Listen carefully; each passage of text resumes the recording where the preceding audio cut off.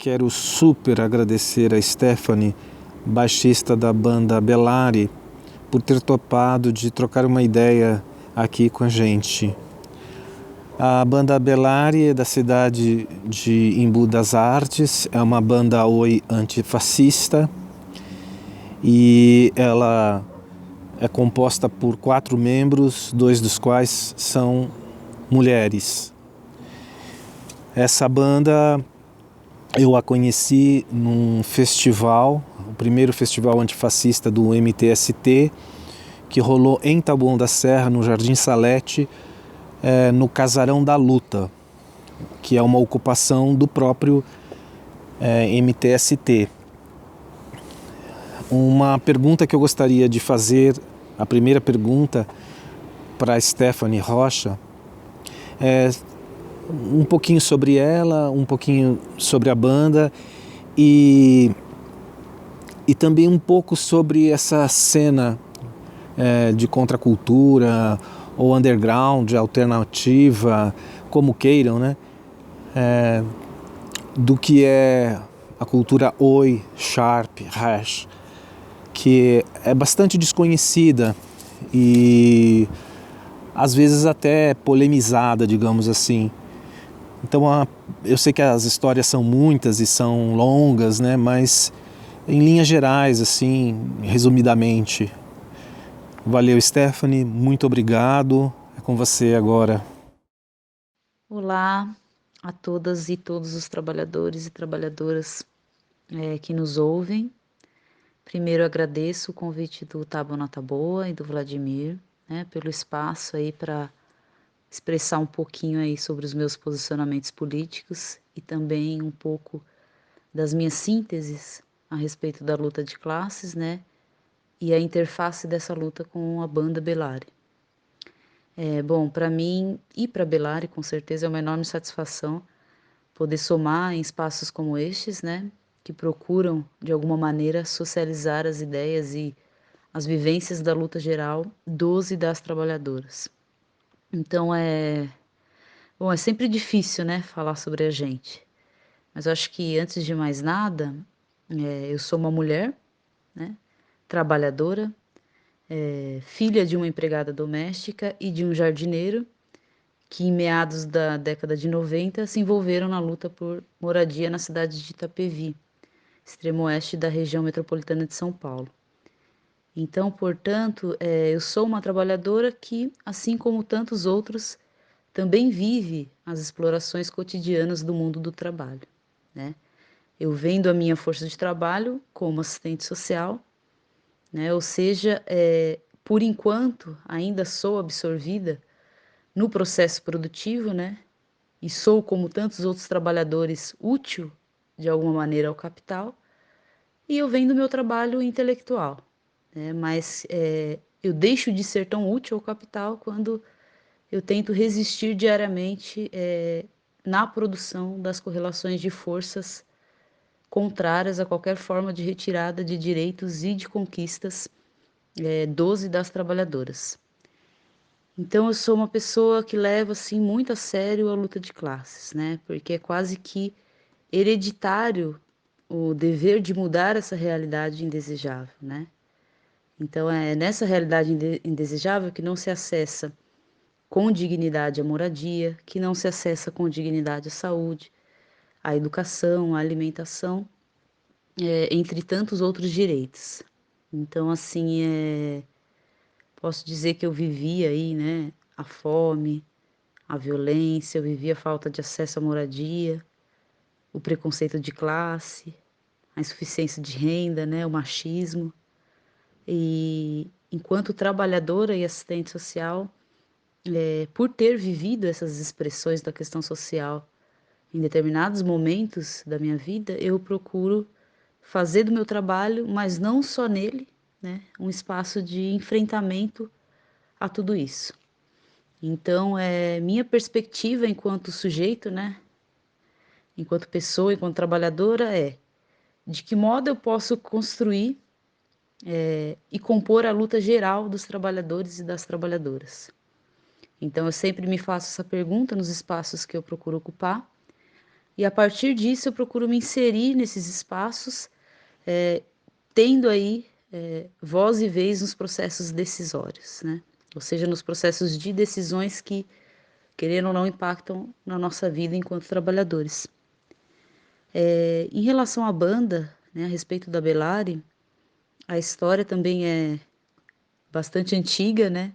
E tem toda uma questão de pertencimento, né? Eu componho a banda há pouquíssimo tempo e toco baixo também há pouquíssimo tempo, cerca de 1 ano. E então eu costumo dizer que eu estou num processo aí contínuo de aprendizagem, né, no que se diz respeito à teoria musical e também às expertises que envolvem o mundo da música. Então, para mim, é algo ainda muito novo, né, mas que tem sido assim bastante satisfatório, porque eu consigo me expressar através da arte, né? A música é uma forma de expressão da arte. E para mim isso tem sido muito bom. Então, embora eu esteja na banda há cerca de 1 ano, eu acompanho, né, os ensaios, os shows, viagens e principalmente as ideias da Belari desde 2014. E assim, sempre, né, admirei a luta dos integrantes da banda, né, da Tati, do João, que são historiadores, professores da rede pública, do Mike, que também sempre foi muito crítico em relação à perspectiva da realidade social, do Flávio, também professor, historiador, do Gustavo. Então sempre admirei muito os integrantes quando eu acompanhava a banda. E também as ideias, né, óbvio. Então eu sempre me identifiquei muito, né, com as pessoas da banda e com as músicas, né, e em especial com as letras, que versam aí sobre os desafios que todo trabalhador e trabalhadora percorre para sobreviver numa sociedade que se estrutura na desigualdade social. Então, estar hoje compondo a Belari, para mim, é sem dúvida uma satisfação, né? Porque é mais um espaço no qual eu posso, junto com os demais integrantes, alcançar, sobretudo, né, os trabalhadores e as trabalhadoras mais jovens, né? E dizer para eles que é possível nos movimentarmos e mudar tudo que nos dizem respeito e que falam que é imutável. Então, o meu maior objetivo na banda é esse, é dizer para os jovens que, olha, é possível mudar a realidade, né? É possível mudar aquilo que dizem que é natural e que é imexível. A respeito da cena de contracultura, eu posso dizer que foi o primeiro lugar que me acolheu, né? Na época, em meados dos anos 2000, ter descoberto o movimento punk foi algo que mexeu demais comigo, porque abalou o meu mundo das ideias, né? Me fez enxergar, ainda que mais superficialmente, as expressões da desigualdade social. Então, na época, quando eu comecei a conhecer o movimento punk, com cerca de 15 anos, hoje eu vou fazer 30, né? Eu me identificava com as expressões de rebeldia, né? Com as roupas rasgadas e com pets, e que procurava, de alguma maneira, desafiar a ordem social, né? Então, sem dúvidas, o movimento punk, para mim, me abriu assim um caminho no qual eu pudesse pensar a realidade injusta, né? E pensar que essa realidade injusta ela poderia ser mudada. Bastava aí a gente entender os mecanismos, né, sociais dessas opressões de classe e entender também quais ações concretas a gente podia empreender para modificar essa realidade. É claro que o desafio de modificar a realidade social ali é muito maior, né? Então, na época que eu conheci o movimento punk, pouco se falava sobre a cultura skinhead, né? Havia um preconceito muito maior do que se tem hoje. Havia, de fato, assim, um separatismo muito forte entre punks e skins. Eu sempre me situei assim como uma trabalhadora, né? Óbvio que quando eu era jovem ainda não entendia muito, né? Essas questões da luta de classe, mas estava no caminho. Mas falando de mim hoje, eu me situo como trabalhadora, né? Ou seja, eu estou sempre aberta aí a somar nas lutas e culturas que busquem derrotar de alguma maneira o capitalismo. Então eu passei alguns anos aí mais distantes da cena, que foram os anos que eu me dediquei a estudar as ciências sociais, estudar ciência política, filosofia, antropologia, economia, entre outras áreas do conhecimento, para poder intervir com mais qualidade na sociedade. Como eu disse, sempre fui muito mais envolvida com o movimento punk, né? E ainda estou descobrindo muito sobre a cultura Oi, Sharp, Skin, né? E os coletivos que compõem essas culturas. Então, para mim, independente de a pessoa usar moicano, suspensório, eu vejo todos, né, em sua grande maioria, como jovens trabalhadores e trabalhadoras vindo das periferias, né, ou seja, de locais onde as expressões da desigualdade social são sempre mais afloradas, né? Então, eu penso que todas essas contraculturas têm o mesmo objetivo em comum, né, que é alcançar uma sociedade sem classes sociais, né, sem exploração de uma classe sobre a outra. Então, eu me sinto pertencida a todas essas culturas que compartilham os mesmos objetivos que os meus. Bom, a gente vai escutar um som agora, um som da banda Bellari, Livro Conduta.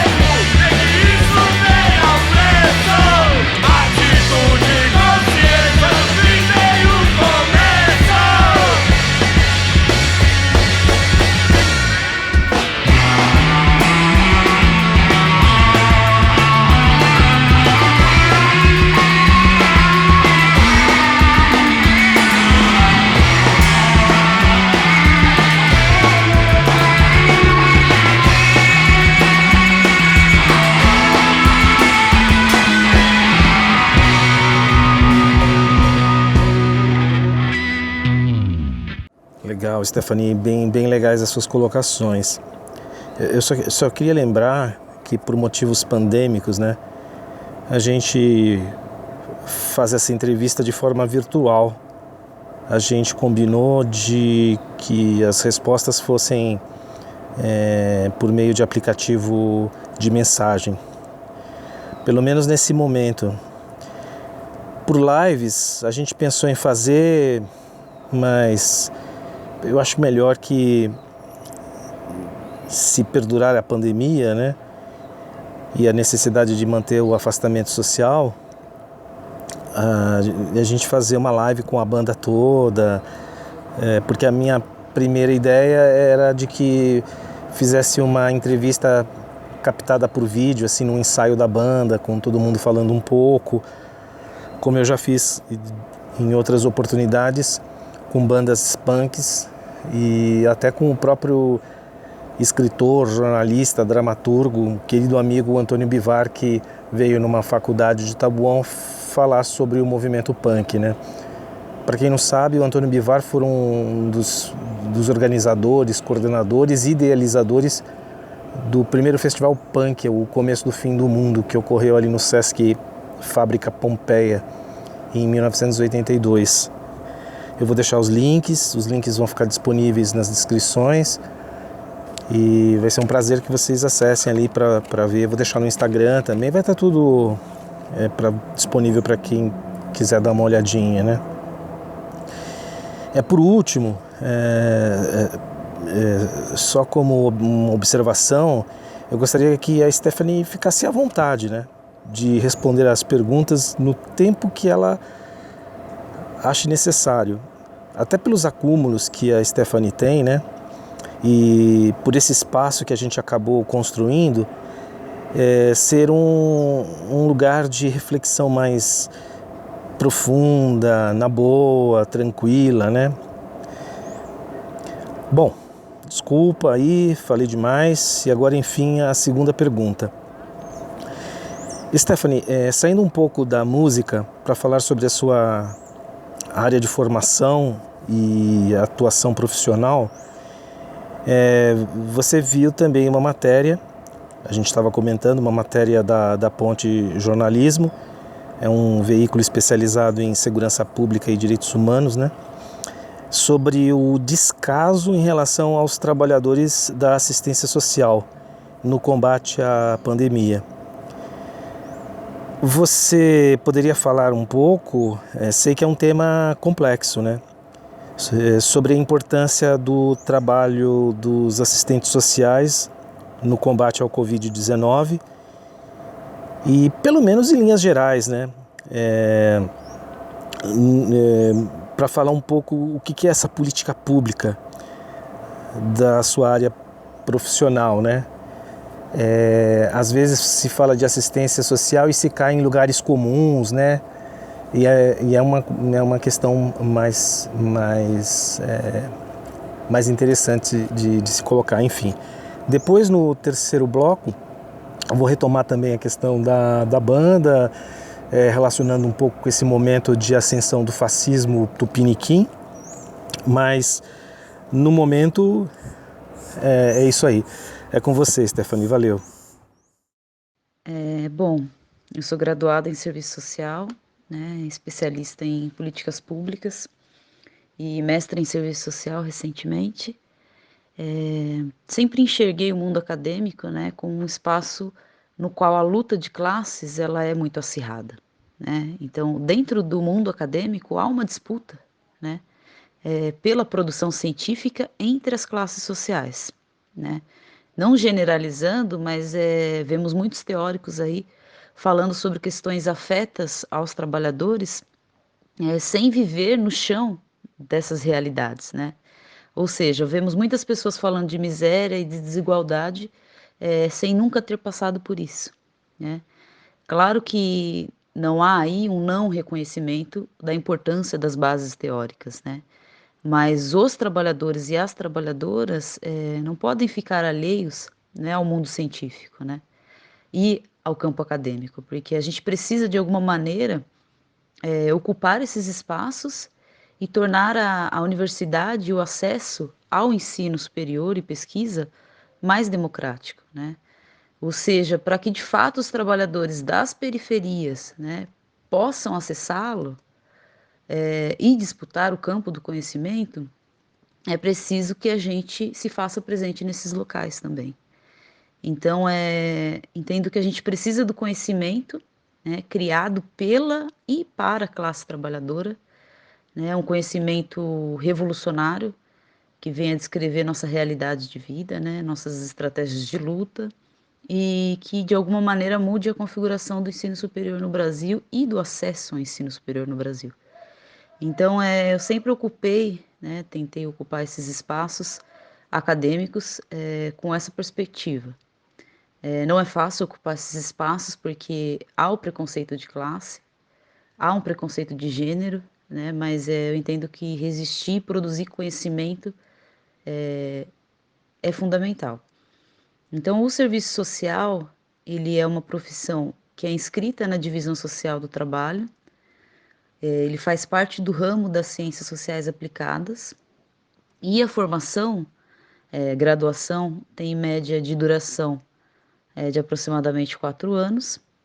No curso de serviço social, nós somos preparados para entender a complexidade da realidade social, né? Ou seja, como se organiza a sociedade, principalmente como intervir nela. Então, temos uma atuação interventiva, ou seja, aplicamos os conhecimentos adquiridos para modificar determinada realidade, né? O serviço social em si, ele não é uma ciência própria, né? Mas ele bebe da fonte de várias outras ciências. Então, no curso de serviço social, a gente estuda as ciências sociais, né? Sociologia, história, filosofia, economia, psicologia, direito, antropologia, teoria política, política social, estatística, planejamento, entre outras matérias. Então, quem se forma em serviço social tem uma inscrição no Conselho Regional de Serviço Social, né? E aí, que é o CRES, e aí pode atuar como assistente social no seu estado, né? Eu atuo como assistente social há cerca de 7 anos. Trabalhei em alguns municípios da região metropolitana de São Paulo, né? Como Itapevi, que é a cidade onde eu moro, Barueri, Santana de Parnaíba, e também atuei na capital paulista, especificamente na Zona Sul, Grajaú, Zona Oeste, Butantã, e atualmente estou na região central da cidade de São Paulo, na Sé. A minha atuação sempre aconteceu mais fortemente dentro do Estado, né? Ou seja, eu sempre atuei enquanto servidora pública e também atuei aí, ainda que por curto período, numa organização da sociedade civil que são aí as conhecidas ONGs. Então, minha atuação sempre aconteceu dentro da política pública de assistência social, né? Procurando fazer aí interface com as situações que envolvessem proteção social e violência, né, da população mais vulnerável. No caso, crianças, adolescentes, idosos, famílias, mulheres, pessoas com deficiência, população em situação de rua, crianças e adolescentes em situação de trabalho infanto-juvenil, e as violências das mais diversas, né? Miserabilidades, ou pessoas aí com nulo ou restrito acesso aos direitos sociais. Então, o assistente social, ele vai atuar na defesa dos direitos sociais, né? Ao contrário do que as pessoas imaginam, não somos a moça ou o moço bonzinho, né, caridoso, que presta ajuda aos mais necessitados, né? Nós somos uma categoria profissional, trabalhadores, né, que se aproximou muito das correntes teóricas do marxismo, tendo como um dos princípios éticos e fundamentais a liberdade, né, a recusa do autoritarismo, a defesa dos trabalhadores e a construção de uma nova ordem societária sem classes sociais. Então, nós atuamos nas políticas públicas, especialmente naquelas que visam concretizar os direitos sociais, né? E quando a gente fala de direitos sociais, a gente está falando dos direitos que dizem respeito à possibilidade de que todos usufruam e participem das riquezas socialmente construídas, né? Os direitos sociais são frutos da conquista da classe trabalhadora, né? E, e nele está inserido aí a educação, a saúde, a assistência social, a moradia, entre outros. Então, os assistentes sociais não fazem caridade, né? A caridade, ela se remete à boa vontade de fazer com recursos próprios algum feito importante para minimizar uma situação ruim, né? Nós atuamos com a ideia do dever de Estado, né? Em prover condições de bem-estar social para os trabalhadores e na concretização dos direitos da população. Então, trabalhamos com a ideia de dever de Estado e direito da população em acessar, né? E se é um direito, ele é reclamável, né?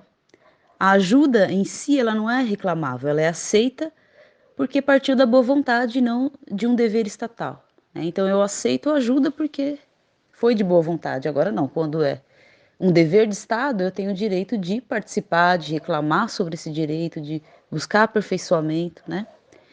Então, trabalhamos nessa perspectiva. O Estado, né, capitalista, de fato, óbvio, é sim um comitê aí gestor dos negócios da burguesia, né?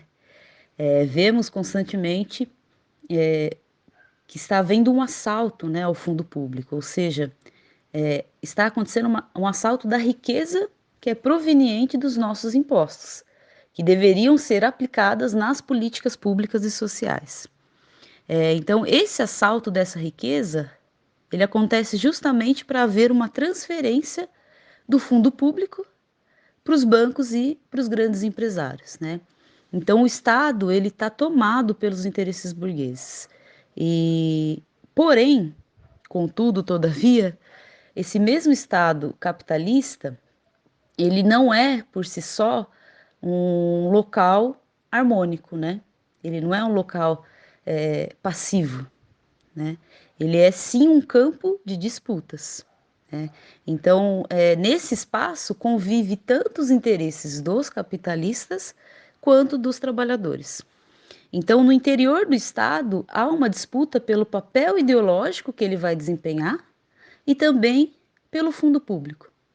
Então, quando a gente fala de reforma da Previdência, por exemplo, a gente está falando concretamente dessa questão. Então, a gente está vendo que nesta disputa entre o trabalhador e o capital, está perdendo o trabalhador, né? Que agora tem que aceitar carregar nas costas a dívida pública e a não taxação das grandes empresas, né? Então, é o trabalhador pagando a conta da crise dos bancos. Então, eu entendo que o Estado, ele também é um espaço que deve ser ocupado pelos trabalhadores, né? E pelas trabalhadoras, para que nós façamos dentro e fora dele forças contrárias a todos os mecanismos que visam a retirada dos tão frágeis direitos sociais conquistados, né?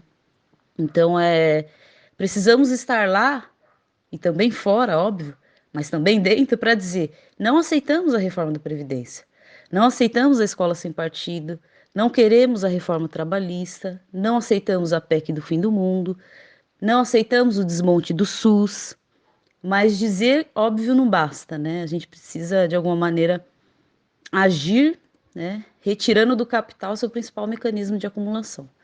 Ou seja, a gente precisa se organizar para parar a produção, né? De alguma maneira e mostrar nossa força. Então, eu penso que não podemos estar alheios às discussões e lutas que envolvam os direitos sociais e a disputa do orçamento público e das políticas sociais. Então é importante mencionar que há uma diferença entre assistência social, serviço social e assistente social. Agora a gente vai escutar nesse terceiro bloco, né, o som Preconceito. E depois a gente retoma a questão que está sendo colocada pela Stephanie das políticas públicas e de Estado, do serviço social, da assistência social.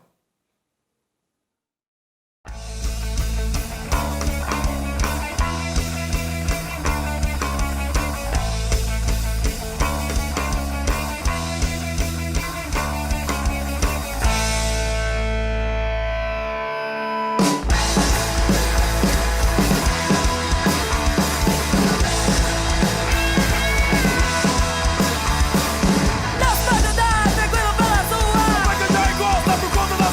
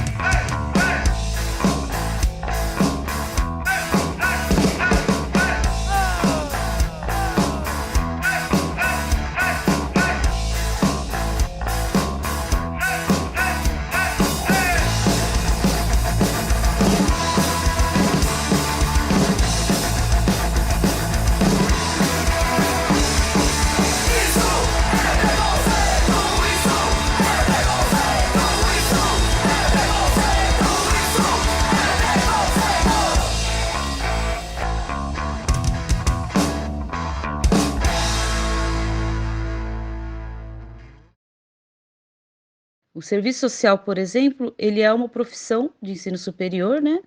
O assistente social é um trabalhador formado em serviço social e a assistência social ela é uma política pública de seguridade social reconhecida pela Constituição Federal de 1988. E essa política pública ela visa proteger as famílias e indivíduos em situação de risco e vulnerabilidade social. Quando a gente fala de uma política pública, a gente está falando de uma política partidária, né? Mas sim de uma segurança social que deve ser financiada, afiançada pelo Estado. Então, é uma política fruto de lutas, né, da classe trabalhadora e que tem recebido nos últimos anos baixíssimo investimento social, né? Ela, de alguma maneira, ela vai refletir, enquanto política pública, a responsabilização do Estado em assumir como de responsabilidade pública as expressões da pobreza, da miséria, né, da falta de acesso aos direitos sociais, da necessidade de se ter uma convivência sadia. Então, não cabe ao indivíduo se responsabilizar pelos problemas sociais e meio que se virar para conseguir superar a situação que se encontra, né? Mas sim ao Estado responder por essas inseguranças via proteção social com financiamento público.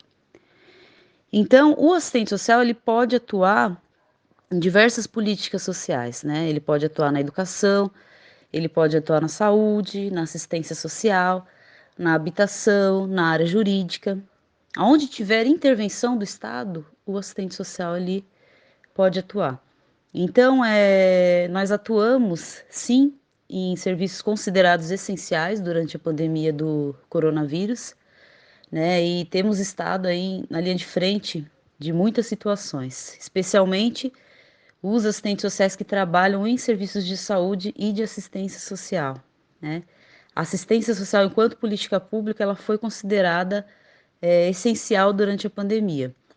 E eu acho que é importante até fazer uma reflexão que o assistente social ele tem enquanto objeto de intervenção, ou seja, ele tem como razão de existir a questão social, né?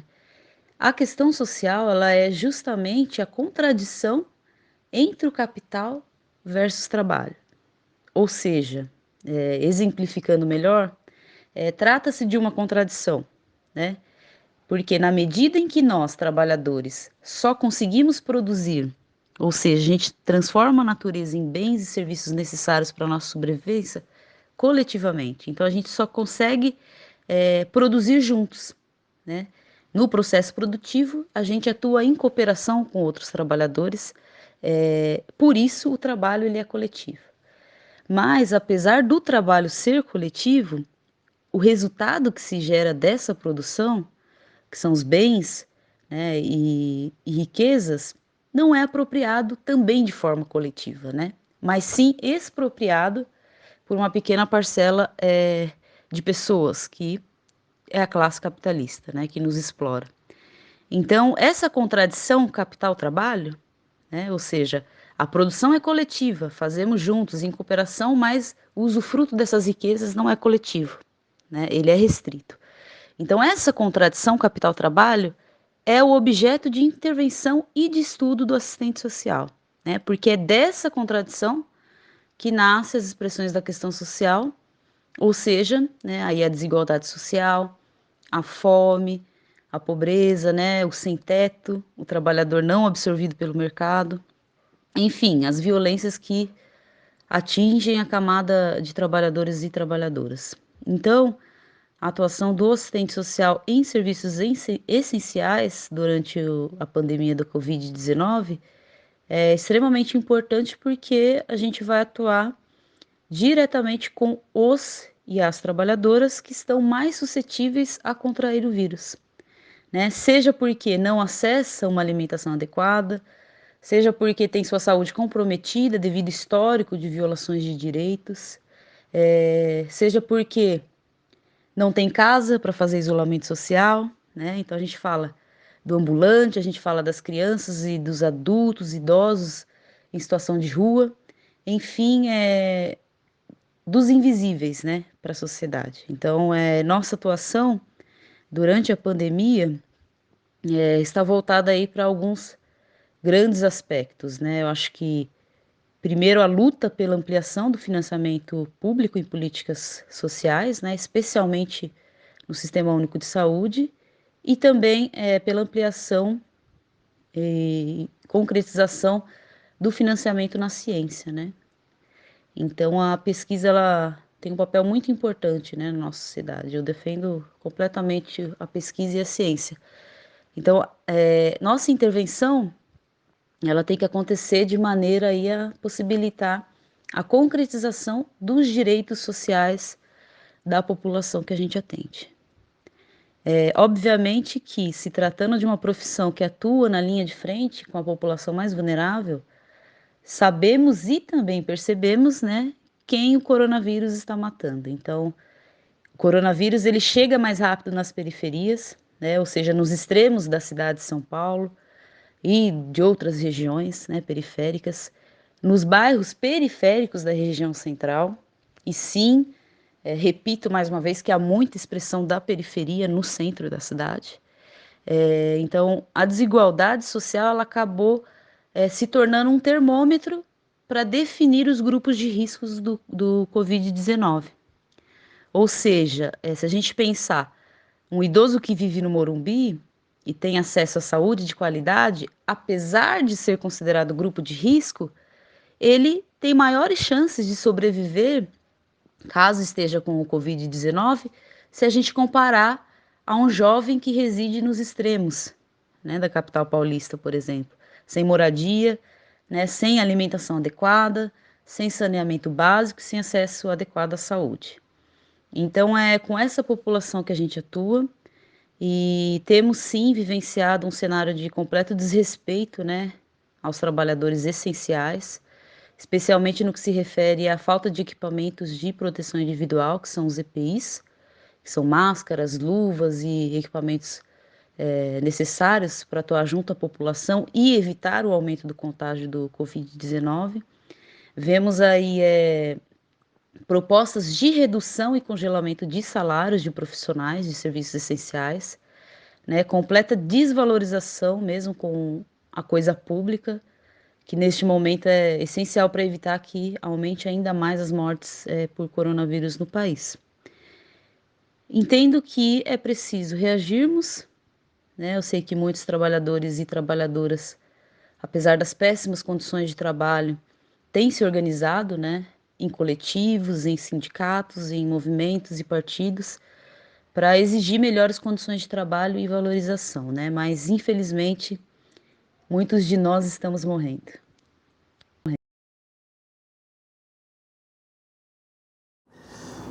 Muito legais as suas colocações, Stephanie.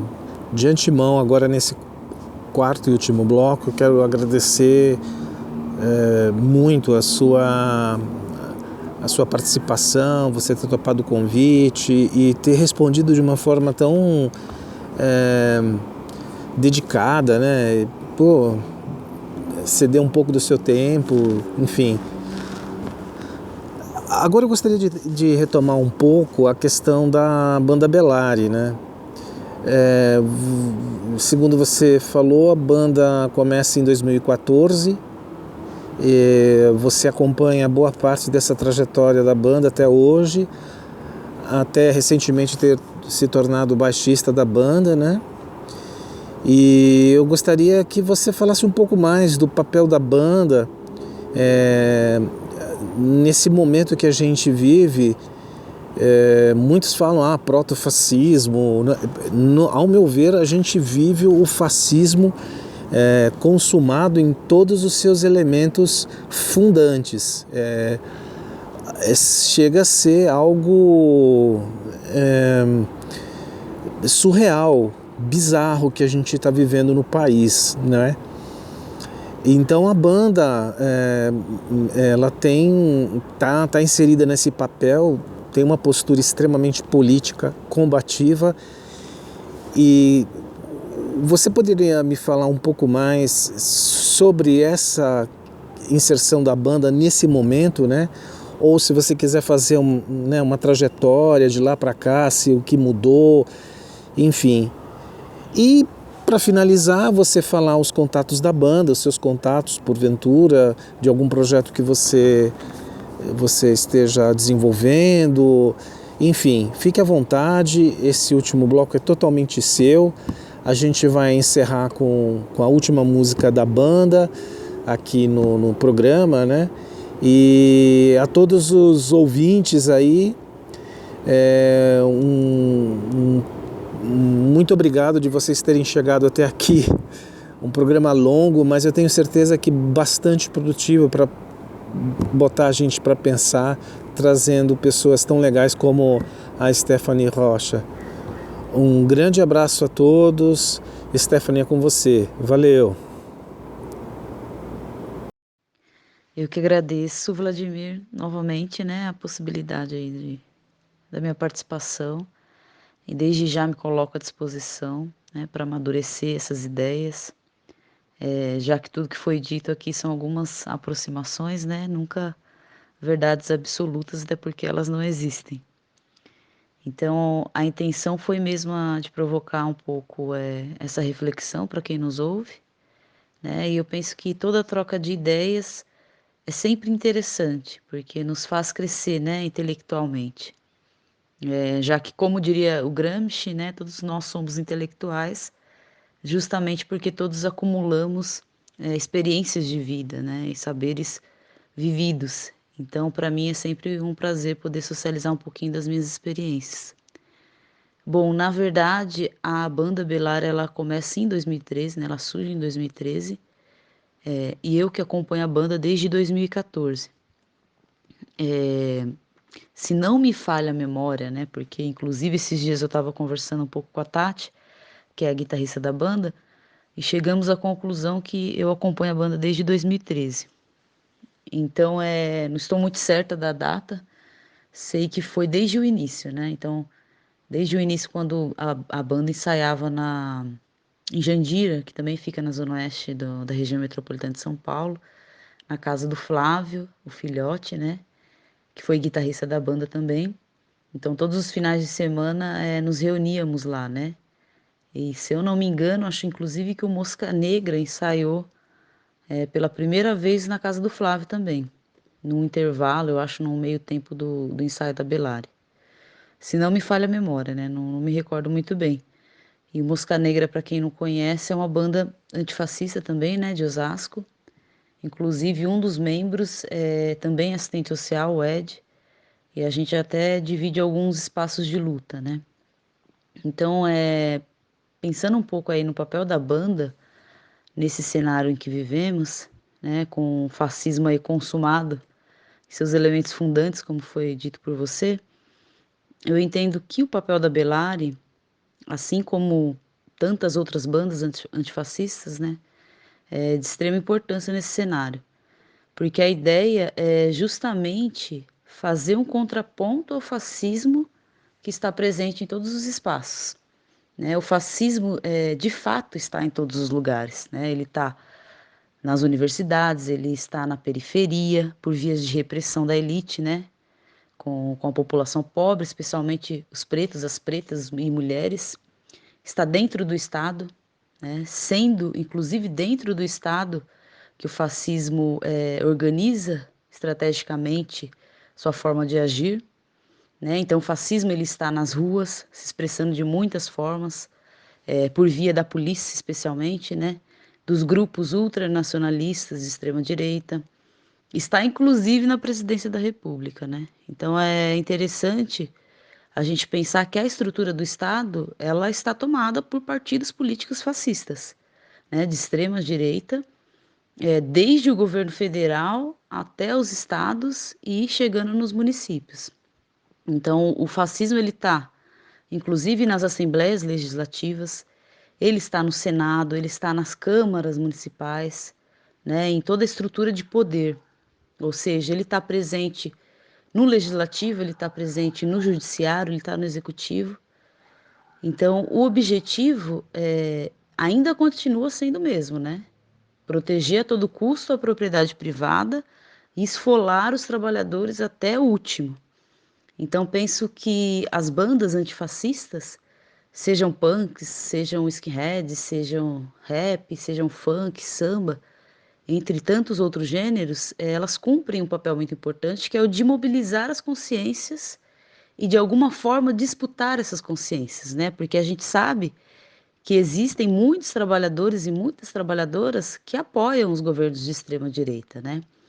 Então, o que que a gente faz com esses trabalhadores e com essas trabalhadoras, né? A gente precisa disputar a consciência deles, né? Levando a proposta de pensar criticamente a realidade, de dar início ou então de fortalecer neste ou nesta trabalhadora a reflexão de que ele está perdendo direitos. Então, tentamos mostrar através das nossas músicas, né, três questões mais básicas, né? Quem está perdendo com o capitalismo é uma, né? Como os trabalhadores estão perdendo, né? E quem está ganhando. Eu acho que é uma maneira de não deixar o fascismo e a extrema-direita disputar a consciência daquele trabalhador primeiro que a gente. Então eu penso que muitas são as bandas que produzem, né, músicas e atuações políticas voltadas para esse viés, né? Posso citar aqui o Mosca Negra, Ataque a Jugular, Última Classe, Injetores, Cadillacs, Juventude Maldita, Ratas Rabiosas, enfim. São muitas bandas que fazem força aí nessa frente com a gente. Então, eu penso que é o conjunto de pessoas, né, de bandas e de coletivos que fazem fortalecer esse contraponto ao fascismo, né? Que, como você mesmo citou, está totalmente instalado nas mais variadas esferas da sociedade.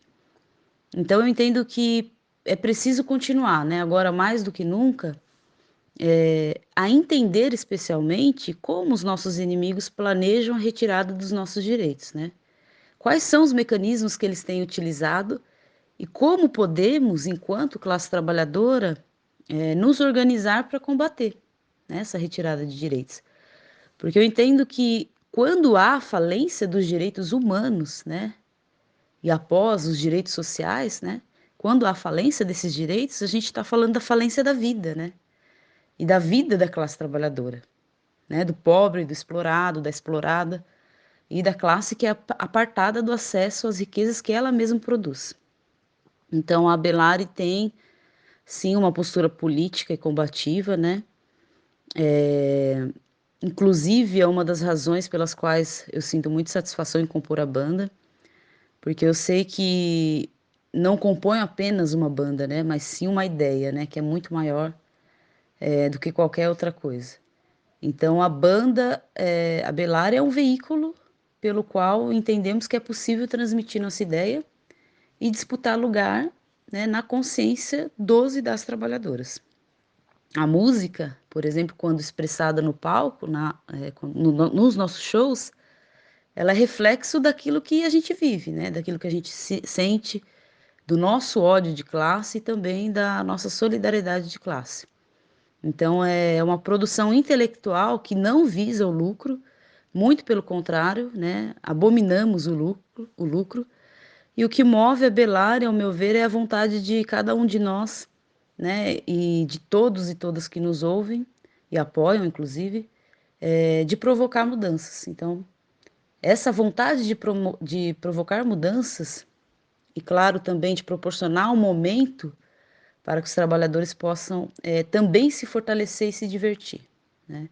Então, para além da banda, cada integrante mantém seus projetos pessoais e coletivos, né? Suas participações em coletivos, enfim, diversos espaços de organização da classe trabalhadora.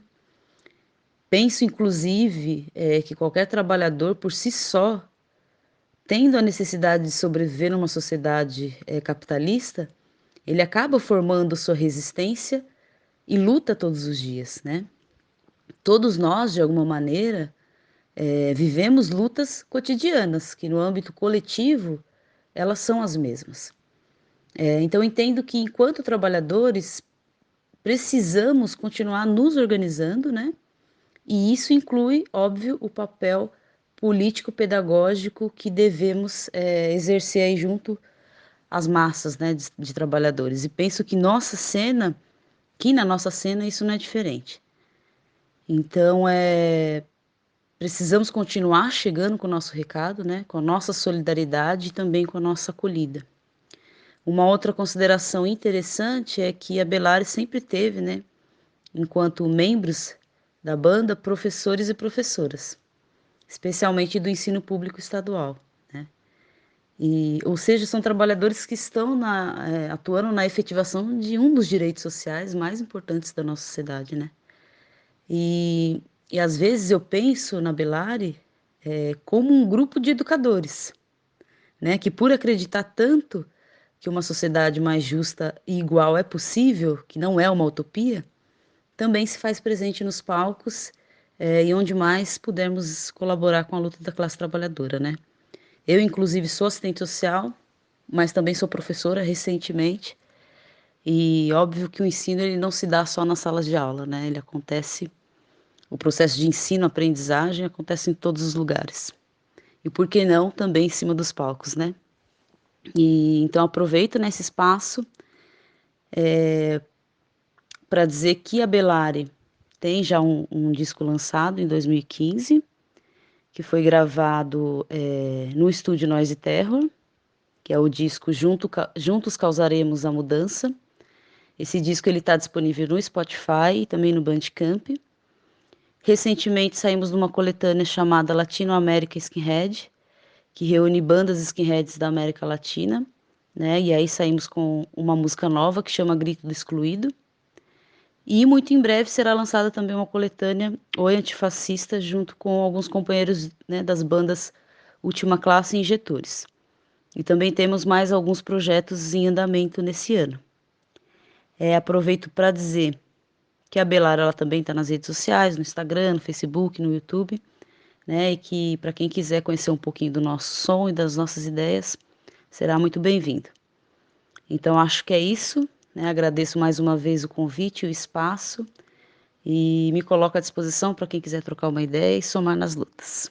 Um abraço a todos. E o som para encerrar aqui essa edição do nosso programa com a Stephanie, muito bacana, muito legal mesmo. A gente rola agora Querem Nos Calar.